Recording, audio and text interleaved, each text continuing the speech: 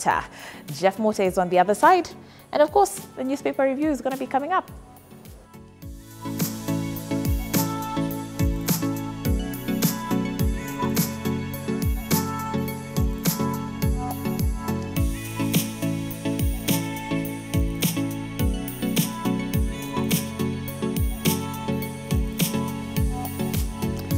And a very good morning to you. Of course, this is time to get into the newspaper review proper and look at the big stories of the day. Looking at the headlines across all dailies this morning, one thing is for sure, we're waking up on a very sad note. Senseless loss of lives is what people are talking about, and the headlines reflect exactly that. We look at the front pages before we dig a bit deeper into them. Start off with the front page of the People Daily. Precious talents was a tragedy in waiting. Lives of 7 people cut short, 64 injured in early morning city school disaster. This is a story that you can get in detail right there in your copy of your PD this morning, and that's what they're covering right there. They're in. Look at the front page of the Daily Nation. Killing children.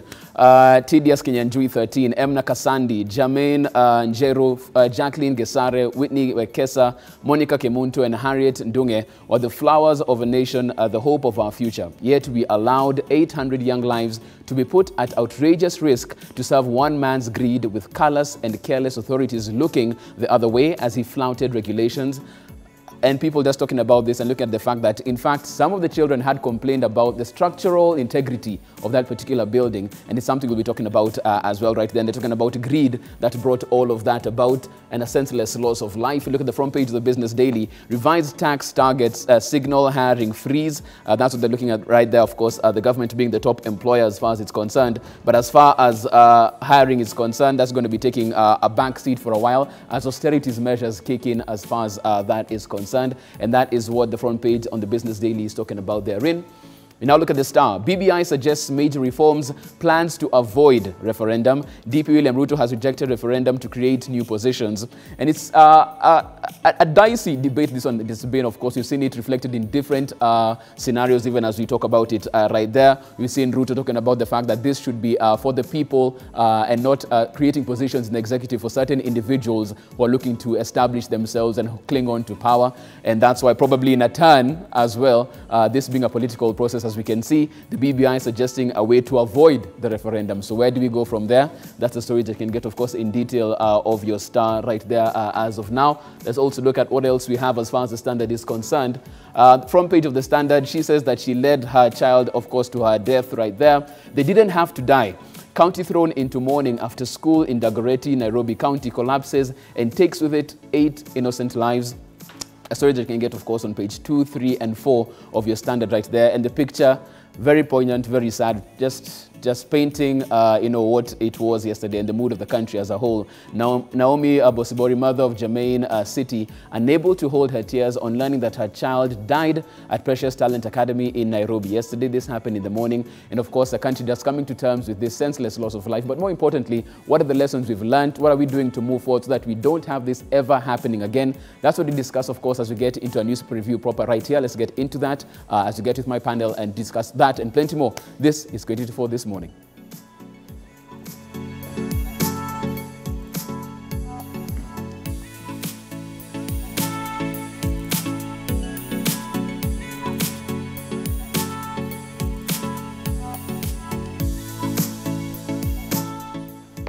A very good morning to you, of course. That's what we're doing right now. I'm joined by Honorable Christina Mbaka. Women's Reps County, we're looking at, you look at all the dailies and you just ask yourself why. As a parent, you think about the fact that you're not living in a country that's in a state of emergency. You took your child to school like any other day. You expected them to come in the afternoon and tell you how school was, what you did with your teacher, your classmate. Instead, before 8 in the morning, you're being told that your child is in hospital. For some of them have passed on. It's really sad. It's very sad. In fact, that's what makes it a tragedy. Because somebody wasn't ill, wasn't sick, and was just going to school. A little girl, a little boy was just going to school, normal, and the parents were happy their kids are alive and healthy and going to school, and they expect them to come home in the evening or lunchtime. But then what you get is that your child is dead. That is really the bottom line of a tragedy. And I mean, different accounts as to what happened right there. Some of the parents are talking about the fact that even their children had spoken about the fact that the floor on which they were on was always shaking, and they brushed it aside and left it up until yesterday. It's total carelessness. When a little child can identify or can pick and feel the sense that we are in danger and can point out to the teachers and to their parents, then really that was a dangerous thing. It is really a tragedy in waiting, because a child can tell that this is a dangerous spot. So why didn't adults identify that? And of course, why didn't they listen? Why didn't they take action? When a child complains, definitely a child does not know about buildings, but a child can know that this is dangerous. Don't go there.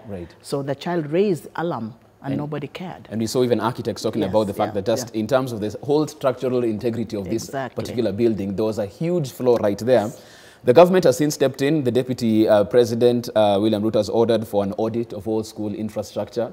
Is this too little, too late? Too little, too late. And this is just one school. How many schools are in that state? And we haven't identified that. So this is an eye-opener. It's the tip of the iceberg.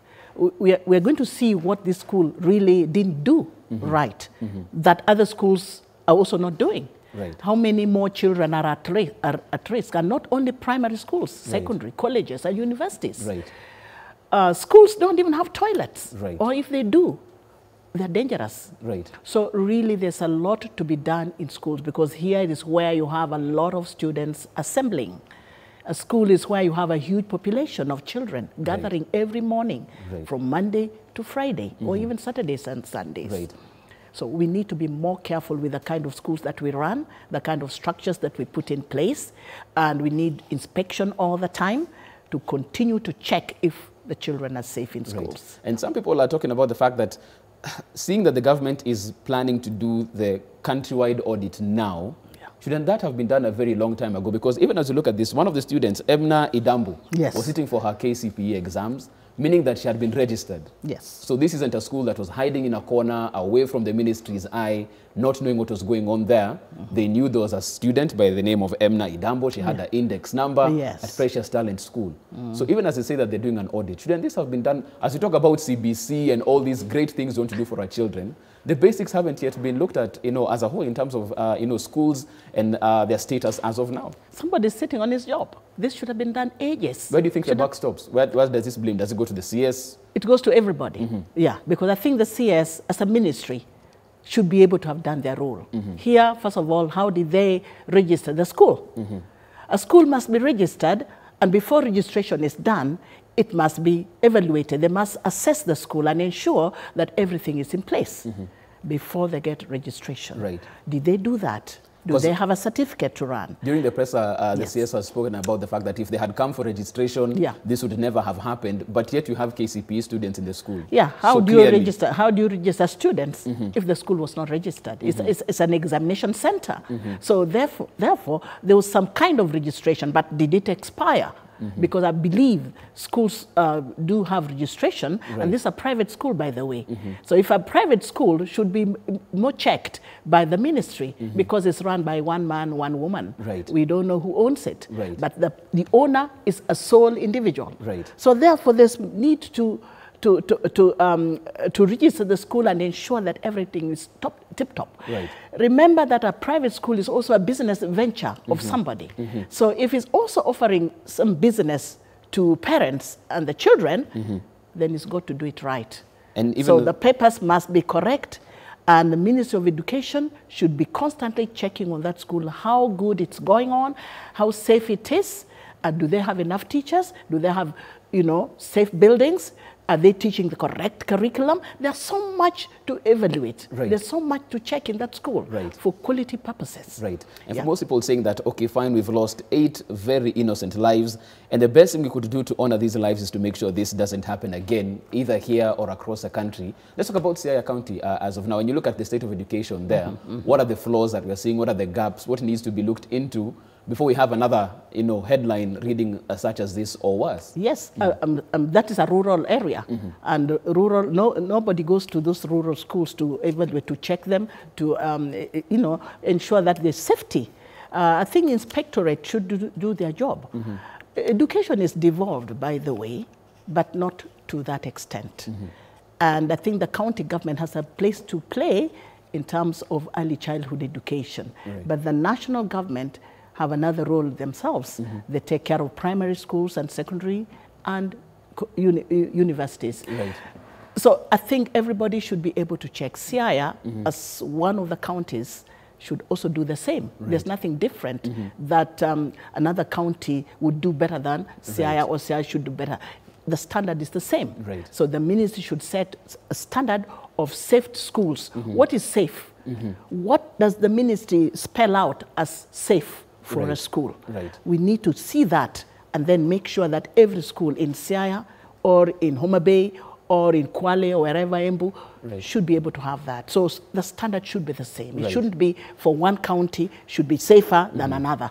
And for most people, they might talk about the fact that, yes, even if the standards are put in place, the biggest problem we always have is always in the implementation, the enforcement of these standards. Exactly. How do you do that? Because the rules will be prescribed. Yes. But how do we stop different entrepreneurs from setting up substandard schools and getting away with it again? How do we enforce? That seems to be our biggest challenge as a country right now. Yes, the laws are in place. But how do we enforce?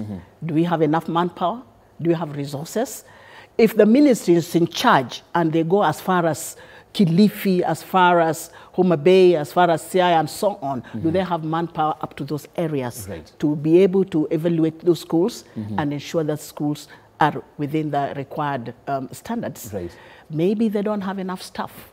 I know very well that in the Ministry of Education, there is always a hue and cry over lack of teachers, lack of manpower, lack of this, lack of that. Do they also have enough of staff that would check on these schools and make sure that they inspect schools and confirm that the schools are safe enough for children? So it's a resource question It's a resource question, and there's so much to consider. Right. Yeah. Also, you may have resources, but the manpower that you have, do they also know about structural buildings? Are they trained in knowing that this building is unsafe? Right. Or, you know, I'm a teacher myself, but I teach English and literature. Right. If I didn't teach, if I left my teaching and got employed at the TSC, because that happens, teachers also end up at TSC. And then I'm employed at the ministry under the quality, I think quality assurance. These are some of the inspectorate sections. Right. Anybody can go there. Anybody can be employed there. But if I'm to be a member of that staff of quality assurance, would I be able to go to Homa Bay or Kwale to identify a school is safe? Who do you employ under that department of quality assurance? And of course, are they architects? Are they, you know, people with building skills or knowledge? Who are they? And that's a key question that needs to be asked. And of course, it goes all the way up to the CS as far as education is concerned. And Education Cabinet Secretary Professor George Magoha ordered the immediate closure of the Precious Talent Academy after the part of the structure collapsed, killing 7 pupils and injuring over 60 others. This, as the proprietor of the school, Moses Wainaina, was arrested together with several members of the school's board to help police with investigations. Eyewitnesses say the pupils who had arrived in school way before 7 a.m. were already in class in the storied semi-permanent structure when part of the building that housed the upper primary classes, including Class 8 pupils, caved in. Most of the pupils were treated and discharged, with 2 said to be in critical condition, admitted at the Kenyatta National Hospital. We have more of this. Take a look.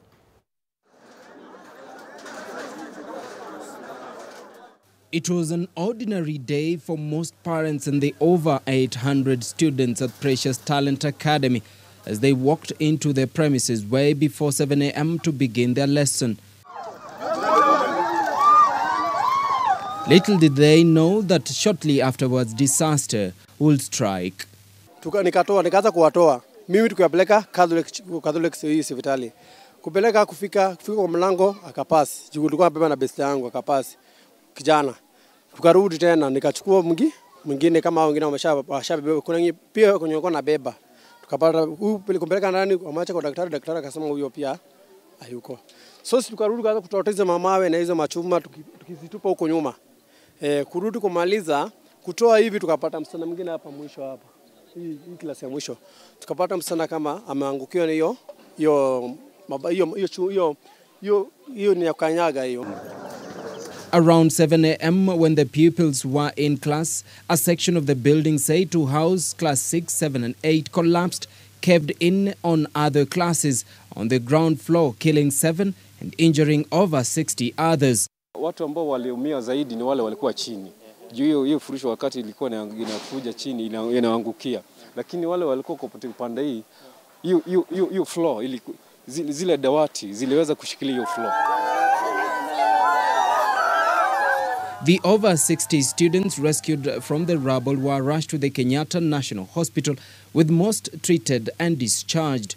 We have received 64 kids of different ages, and I had said earlier, only 2 are relatively critical, but the others are stable now. This as Education CS Professor George Magoha ordered the closure of the school for at least 4 days. If the owners of this school had remained with a single-story building, this accident should not have occurred. If we were working in an ideal situation, they would have come to ask for approval from the ministry, which I can guarantee you they would never have gotten. According to neighbors and parents at the school, the 3 classes that caved in were built on top of an existing semi-permanent structure to create space for more students. Ile meona amejengwa mbaya juu ile waya limeshikilia hiyo. Unajua hiyo umekorogea tu kasimiti kadogo, lakini waya ile imeshikilia ni ndio mbaya. Some of the parents regret not taking their children's complaints that the structure was not stable seriously. Alikuwa akilalamika ati floor yao ina yumba. Alikuwa analalamika kila saa, floor yetu ina yumba. Tunaogopa sana. Inaogopesha, floor yetu ina yumba. Forensic experts from the DCI and the National Construction Authority combed the area for evidence to establish the cause of the collapse. Reports indicate a number of officials from the school were arrested this afternoon by detectives to help in piecing together what transpired before the incident. These were indeed precious talents whose academic activities were cut short this morning. Those who survived still traumatized. Dennis Matara, K24. Really sad story every single time you look at that particular piece. We're going to take a short break at this particular point in time. We're back after the break. Honorable Mbaka with us. Joy Mdevo also joins us from the East Africa Center of Law and Justice. Please keep your tweets coming in at K24 TV. Bob Bueno says, great to see Honorable Mbaka talking the real talk and sober on debate. Let us know how you feel about the debate that's going on, and also talk about the state of emergency preparedness. This also showed a soft underbelly as far as preparedness is concerned on that. Let's talk about that and plenty more after the break. This is K24 This Morning.